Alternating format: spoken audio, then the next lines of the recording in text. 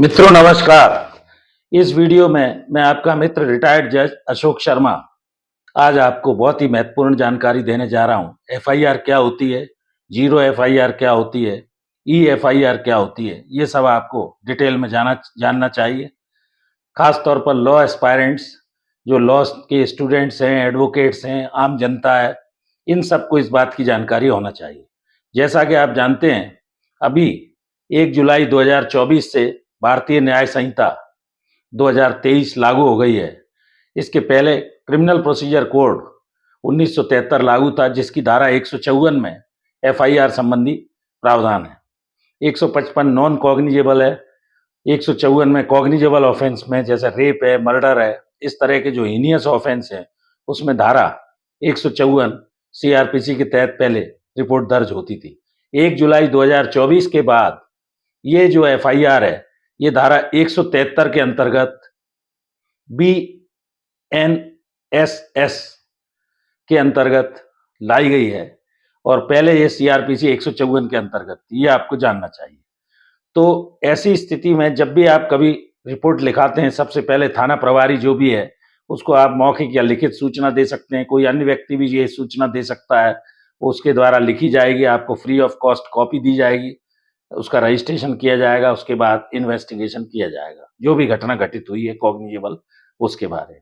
155 की जो एफआईआर थी, जिसको सीआरपीसी 155 अदम दस्तंदाजी या नॉन कॉग्निजेबल ऑफेंस, उसमें मजिस्ट्रेट के यहाँ जाने की कहा जाता था। तो 156(3) में मजिस्ट्रेट के यहाँ भी परिवाद पत्र पेश करके कॉग्निजेंस ली जा सकती है, जो अब नए बीएनएसएस में 175(3) हो गई है धारा, ये आपको जानना चाहिए। और 154 जो कॉग्निजेबल ऑफेंस की थी वो धारा 173 बीएनएसएस हो गई है। अब जहां तक जीरो एफआईआर का प्रश्न है, ये एक महत्वपूर्ण एस्पेक्ट है। आप मान लीजिए बंबई के रहने वाले हैं, कलकत्ता गए, कोई घटना घटित हो गई उदाहरण के तौर पर, तो वो जीरो एफआईआर जिस जगह घटना घटित हुई है आप कर सकते हैं। वहां से जीरो एफआईआर को संबंधित जहां के आप रहने वाले हैं वहां वो ट्रांसफर कर देंगे, वहां उसको नया नंबर मिलेगा और वो रजिस्ट्रेशन होकर आगे का इन्वेस्टिगेशन उस थाने में प्रारंभ होगा।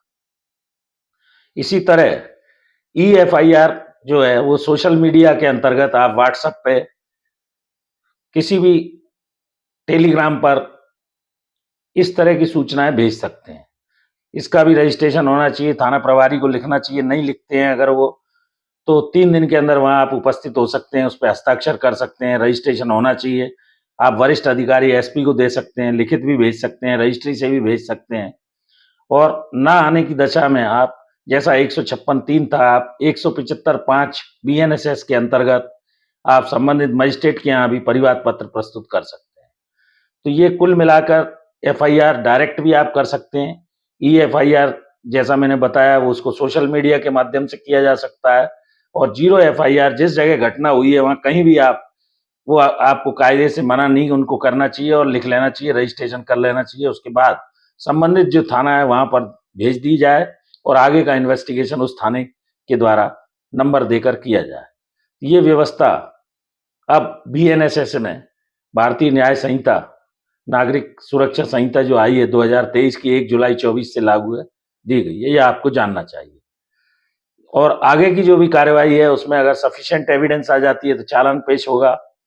यदि इनसफिशिएंट एविडेंस आती है ऑफेंस के बारे में तो उसमें खात्मा लग सकता है, या फरियादी ने झूठी रिपोर्ट की है तो उसके खिलाफ ईआर की भी कार्रवाई पुलिस द्वारा की जा सकती है। ये सब मजिस्ट्रेट के यहाँ पेश करनी होगी, जैसा पहले 173 में इन्वेस्टिगेशन का पूरा प्रोसीजर था और मजिस्ट्रेट उसको अलाउ करेगा। प्रोविजन सेम है, बस धाराओं में अंतर आ गया है, ये आप जानिए। तो इस वीडियो में यहीं तक, फिर मिलते हैं नए वीडियो के साथ। Thank you for watching this video. नमस्कार।